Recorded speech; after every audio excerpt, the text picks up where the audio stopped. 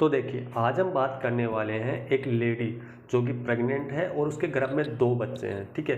लेकिन उन दोनों बच्चों के जो पिता हैं वो अलग-अलग हैं। मतलब उसके घर में ट्विन्स हैं और उन ट्विन्स के जो पिता हैं वो अलग-अलग हैं, ठीक है? दोनों ट्विन्स के पिता अलग-अलग हैं। तो क्या ऐसा पॉसिबल है? आजकल ऐसी ही न्यूज़ सोशल मीडिया पे भी बहुत ज़्यादा वायरल हो रही हैं, लेकिन बहुत से लोग इनको अफ़वाह मानकर नकार देते हैं। लेकिन अगर मेडिकल साइंस की बात करें तो ऐसा पॉसिबल है।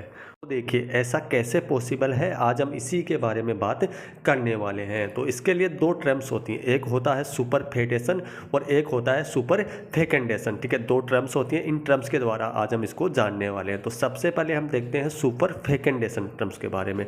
तो इसके अंदर क्या होता है कि एक ही मेंस्ट्रुअल साइकिल, मतलब जो मेंस्ट्रुअल साइकिल, जैसे किसी लेडी का 28 दिन का मेंस्ट्रुअल साइकिल है, तो उसी दौरान अगर वो 2 बार प्रेग्नेंट हो जाती है, या आप ऐसी बात करें कि उसी दौरान 2 ओवा 2 स्पर्म के साथ मिलकर 2 अलग-अलग भ्रूण का निर्माण कर लेते हैं, ठीक है? तो वो क्या हो गया, सुपर फेकेंडेशन हो गया। इसको ऐसे समझिए जैसे ओव्यूलेशन हुआ, ओव्यूलेशन के दौरान अगर कोई कपल क्या करता है, इंटरकोर्स या सेक्स करता है, ठीक है? तो समझिए कि एक स्पर्म और एक ओवा मिलकर क्या हो गए, फर्टिलाइज हो गए और उन्होंने क्या किया, आगे चलकर भ्रूण का निर्माण किया।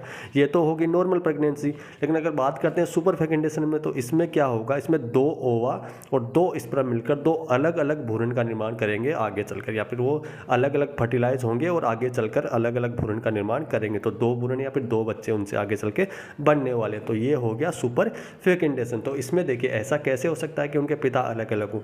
तो इसमें अलग अलग पॉसिबिलिटीज़ होती हैं। तो पहली पॉसिबिलिटी तो ये होगी कि हो सकता है कि वो एक ही इंटरकोर्स के दौरान 2 ओवा 2 स्पर्म के साथ फर्टिलाइज हो गए हों। तो उस कंडीशन में तो उनके पिता सेम होंगे। लेकिन अगर ऐसा हुआ कि एक इंटरकोर्स के दौरान एक ओवा और एक स्पर्म जो है वो फर्टिलाइज हुए, अगली बार फिर से जब इंटरकोर्स हुआ उस दौरान फिर से एक ओवा और एक स्पर्म फिर से क्या हुए, फर्टिलाइज हुए। लेकिन वो जो दूसरा इंटरकोर्स किया गया वो हो सकता है कि वो किसी और पुरुष के साथ किया गया हो। तो वो क्या होगा, उस कंडीशन में उन दोनों भ्रूण के जो पिता हैं वो अलग अलग होंगे।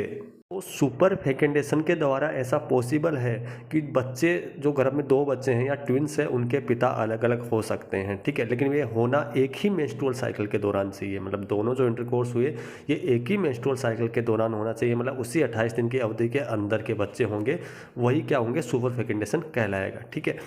दूसरा, ये जो बच्चे होंगे ये ट्विन्स कहलाएंगे, ठीक है? अगर एक ही मेंस्ट्रुअल साइकिल के दौरान कोई लेडी 2 बार क्या होती है, प्रेग्नेंट होती है, तो वो बच्चे क्या कहलाते हैं, ट्विन्स कहलाते हैं। तो ये बच्चे क्या कहलाएंगे, ट्विन्स कहलाएंगे। तो ऐसा पॉसिबल है कि उन दोनों के पिता अलग अलग हैं, ठीक है? अब बात करते हैं, एक दूसरी टर्म्स और होती है, वो होता है सुपरफेटेशन। इसमें भी ऐसा पॉसिबल है कि उनके पिता अलग अलग हो सकते हैं, ठीक है?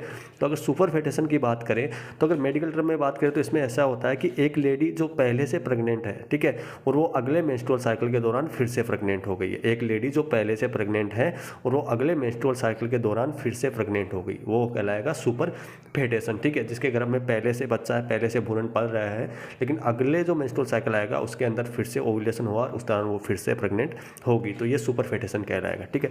अगर सुपर फेटेशन की बात करें तो इसमें हो सकता है कि पिछले मेंस्ट्रुअल साइकिल जिसमें वो पहली बार प्रेग्नेंट हुई थी, हो सकता है कि उस दौरान उसने किसी और पुरुष के साथ इंटरकोर्स या सेक्स किया हो, ठीक है? जब अगली बार वो मेंस्ट्रुअल साइकिल आया उस दौरान उसने किसी दूसरे पुरुष के साथ ऐसा किया, तो उस दौरान भी अगर वो प्रेग्नेंट हो गई तो उस समय भी उन दोनों बच्चों के जो पिता हैं वो अलग अलग होगा, और ये क्या कहलाएगा, ये सुपर फेटेशन कहलाएगा। सुपर फेटेशन 2 अलग अलग मेंस्ट्रुअल साइकिल के बीच होता है, और सुपर फेकेंडेशन जो था वो एक ही मेंस्ट्रुअल साइकिल के दौरान 2 बार प्रेग्नेंट होना। और सुपर फेटेशन में क्या होता है कि 2 मेंस्ट्रुअल साइकिल के बीच 2 बार प्रेग्नेंट होना। मतलब 2 अलग अलग मेंस्ट्रुअल साइकिल के बीच में अगर लेडी प्रेग्नेंट होती है 2 बार, तो वो क्या कहलाएगा, सुपर फेटेशन। जैसे पिछले वाले में वो पहले से प्रेग्नेंट हो चुकी है, लेकिन जब अगला मेंस्ट्रुअल साइकिल आया उसमें वो फिर से दूसरी बार प्रेग्नेंट होगी, तो ये क्या कहलाएगा, ये सुपर फेटेशन कहलाएगा, ठीक है? बात करते हैं जो सुपर फेकेंडेशन और सुपर फेटेशन होता है, इनके बीच में जो मेन डिफरेंस, तो इनके मेन डिफरेंस तो एक तो ये हो गया कि सुपर फेटेशन तो होता है 2 अलग अलग मेंस्ट्रुअल साइकिल के बीच में, ठीक है? 2 अलग अलग मेंस्ट्रुअल साइकिल इसके लिए ज़रूरी होते हैं। जबकि जो सुपर फेकेंडेशन होता है वो एक ही menstrual cycle, same menstrual cycle के दौरान 2 बार प्रेगनेंसी, ठीक है? एक ही जो मेंस्ट्रुअल साइकिल है उसके दौरान 2 बार प्रेगनेंसी होने को हम क्या बोलेंगे, सुपर फेकेंडेशन। और 2 अलग अलग मेंस्ट्रुअल साइकिल के दौरान 2 बार अगर प्रेगनेंसी होती है तो वो कहलाएगा सुपर फेटेशन।